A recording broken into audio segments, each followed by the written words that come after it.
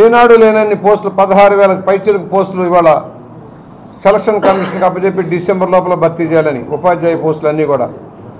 ఇది ఒక చరిత్ర, మరో చరిత్ర. ఇచ్చిన మాట నిలబెట్టుకోవడం, ఆర్థిక పరిస్థితి ఎలా ఉన్నా కూడా ఇచ్చిన మాట నిలబెట్టుకోవడం కోసం చేసిన కృషి ఇది.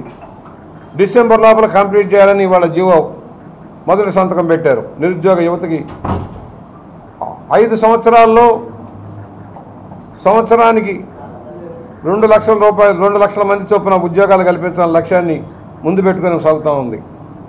అలాగే పెన్షన్, గతంలో జగన్మోహన్ రెడ్డి 3,000 పెన్షన్ ఇస్తానని దగా చేశాడు. అదే తెలుగుదేశం హయాంలో 2,000 రూపాయలు పెన్షన్ ఇచ్చి పాత దాంతో కలిపి 5,000 రూపాయలు ఆ రోజు ఇచ్చాం.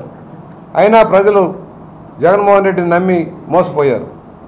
ఇవాళ అధికారంలోకి వచ్చిన రోజునే జీవో నెంబర్ 43 13/6/2004 ఫస్ట్ జీవో ఇవాళ పెన్షన్లు పెంచుతాం 3,000 రూపాయలు నుంచి 4,000 రూపాయలకు ఒకేసారి 4,000 రూపాయలు కాకుండా ఏప్రిల్ నుంచి కూడా ఇచ్చేలాగా 7,000 రూపాయలు ప్రతి పెన్షన్దారుకి ఇచ్చేయాలంటే నిర్ణయం వాళ్ళ అమలు జరుగుతూ ఉంది.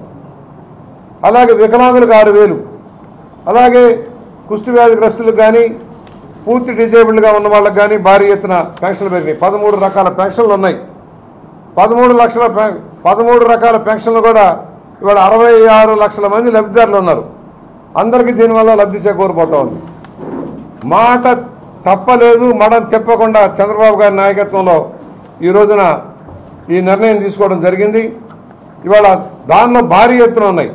ఇవాళ జీవోల ప్రకారం చూస్తే కొంతమందికి 15,000 రూపాయలు కూడా పెన్షన్ రాబోతుంది, కొంతమందికి 10,000 రూపాయలు పెన్షన్ రాబోతుంది. కళాకారులకి అందరికీ కూడా ఇవాళ దీనివల్ల ఓల్డ్ ఏజ్ పెన్షన్స్, విడో పెన్షన్లు, వేవర్ పెన్షన్లు, toddy tappers, fishermen, single women, traditional కాపులర్సు, ట్రాన్స్జెండర్సు, ఏఆర్టీ, డప్పు ఆర్టిస్టులు, పెన్షన్ టు ఆర్టిస్టు, ఇలాగా ఇన్ని రకాల పెన్షన్లు ఈరోజు అమలు అవుతున్నాయి. ఎందుకంటే ఇంత భారీగా ప్రజలను ఆదుకోవటం, కిడ్నీ వ్యాధిగ్రస్తులు కావచ్చు, అనేక దీర్ఘకాలిక వ్యాధులతో బాధపడుతున్న వాళ్ళు కావచ్చు, భారీ ఎత్తున సహాయం అందబోతూ ఉంది. ఈ రోజున అన్నా క్యాంటీన్, పేదవాడికి పట్టెడు అన్నం పెట్టడం కోసం అన్నా క్యాంటీన్లు పెట్టాం. 5 రూపాయలకే మంచి భోజనం పెట్టాం, పేదలకు అండగా నిలబడ్డాం. ఈ దుర్మార్గపు జగన్మోహన్ రెడ్డి వాటిని రద్దు చేశాడు. తిరిగి అన్నా క్యాంటీన్ల పునరుద్ధరణకి ఇవాళ నిర్ణయం తీసుకున్నారు.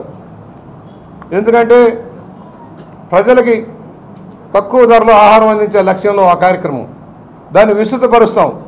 ఇంకా వివిధ ప్రాంతాలకి చేర్చేలాగా ఆ కార్యక్రమం కూడా అమలు చేయబోతున్నాం. ఇవాళ మేము ఒకటే చెబుతున్నాం, మాట ఇవ్వటం కాదు అమలు చేయటం. ఆ విధానంలో ఇవాళ ప్రభుత్వం వెళ్తుంది.